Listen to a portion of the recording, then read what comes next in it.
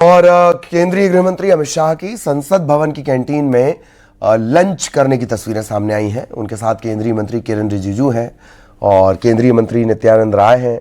साथ ही साथ जो सांसद अनिल बलूनी हैं वो भी बैठे हुए हैं। अनिल बलूनी शाह की बगल वाली सीट पर बैठे नजर आए, जबकि दोनों केंद्रीय मंत्री टेबल के सामने वाली सीट पर बैठे थे। अमित शाह की थाली में पूरी, सब्जी, दही, चटनी नजर आ रही है। ने राज्य सभापति को चिट्ठी लिखी। वंदे मातरम पर कुछ सांसदों का आचरण गलत है। इस चिट्ठी में इसका जिक्र गृह मंत्री अमित शाह करते नजर आए। साथ ही अमित शाह ने इस चिट्ठी में लिखा है कुछ सांसदों ने अस्वीकार्य आचरण किया है। अमित शाह ने 9 लोगों के नाम की सूची भी सौंपी है सभापति को। वंदे मातरम का विरोध करने वालों की सूची सौंपी है और कई लोगों ने वंदे मातरम का विरोध किया, जिसमें इमरान मसूद, शफीकुर रहमान का नाम भी इस सूची में शामिल किया गया है। तो एक बार फिर बता दें आपको, सभापति के लिए एक सूची सौंपी है गृह मंत्री अमित शाह ने।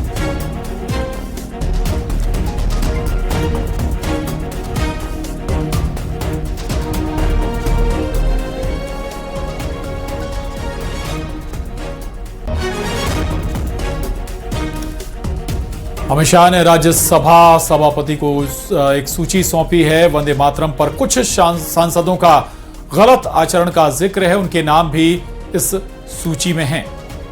9 लोगों के नाम की सूची अमित शाह की तरफ से सौंपी गई, जिसमें उन लोगों का जिक्र है जिन्होंने वंदे मातरम का विरोध किया। इमरान मसूद, शफीकुर रहमान का नाम भी इस लिस्ट में शामिल है। धन्यवाद। अब बात वंदे मातरम पर सबसे बड़ी चर्चा की। वंदे मातरम की 150वीं सालगिरह पर सदन में चर्चा हुई।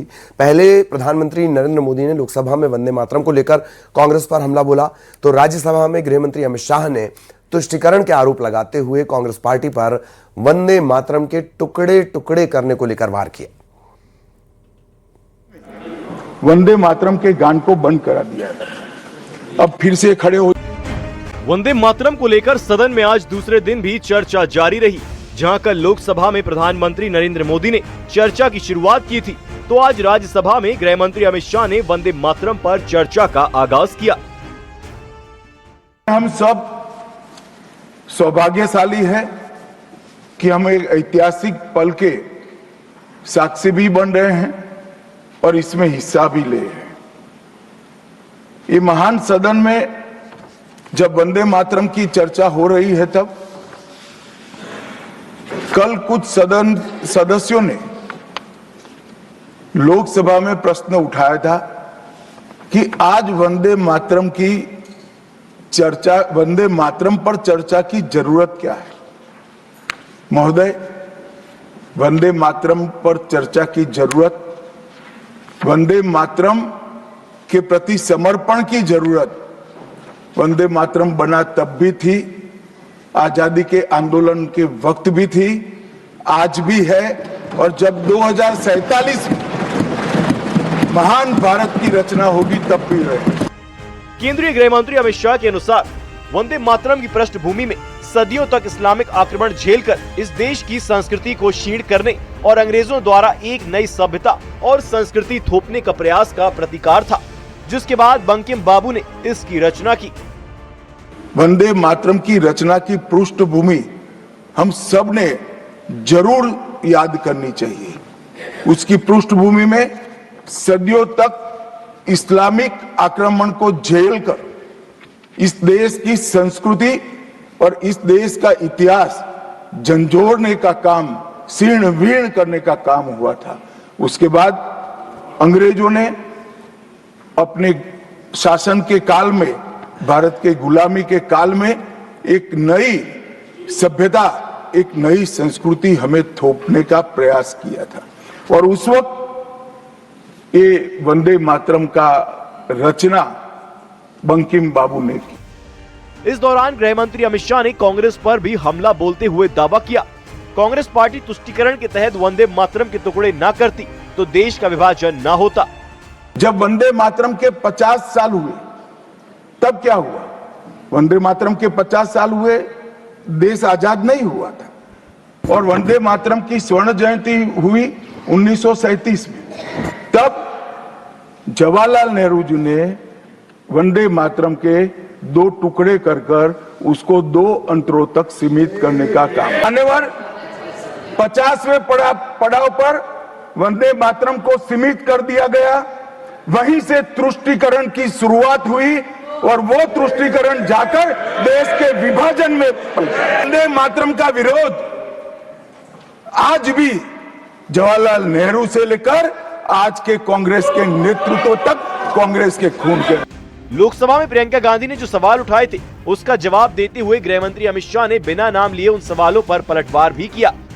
कांग्रेस पार्टी की एक प्रमुख नेत्री ने कहा है कि वंदे मातरम की आज चर्चा की कोई जरूरत नहीं है। मुझे मालूम नहीं पड़ता कि वंदे मातरम से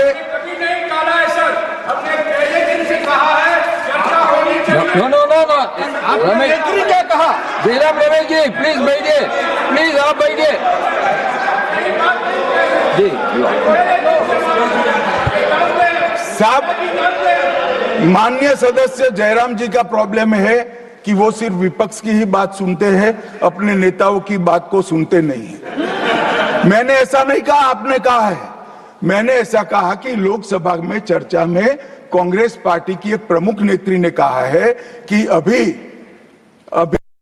इस समय वंदे मातरम की चर्चा की कोई जरूरत नहीं। ये रिकॉर्ड पर है,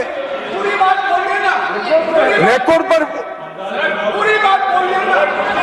वहीं इस दौरान गृह मंत्री अमित शाह ने वंदे मातरम नहीं गाने वाले विपक्षी नेताओं को लेकर भी राज्यसभा में हमला बोला। हम जब वंदे मातरम की गान की शुरुआत कर रहे थे उस वक्त भी मैं नाम देना नहीं चाहता, वरना औचित्य के सवाल उठाएंगे, कुछ टेक्निकल मुद्दे उठाएंगे, मगर इंडिया अलायंस के ढेर सारे लोगों ने, मेरे पास नाम की सूची है, इनको आपत्ति नहीं हो तो मैं पढ़ सकता हूं, ढेर सारे लोगों ने कहा था कि हम वंदे मातरम नहीं गाएंगे, ना बोल दिया। और मैंने मेरी आंख से देखा है, कई सारे सदस्य वंदे मातरम होता है तो वंदे मातरम के गान के पहले संसद में बैठे होते हैं तो भी खड़े होकर बाहर चले जाते हैं। गृह मंत्री के इस बयान के बाद सदन का माहौल गर्मा गया, जिसके बाद कांग्रेस नेता जयराम रमेश ने ऐसे नेताओं की सूची अमित शाह से मांगी।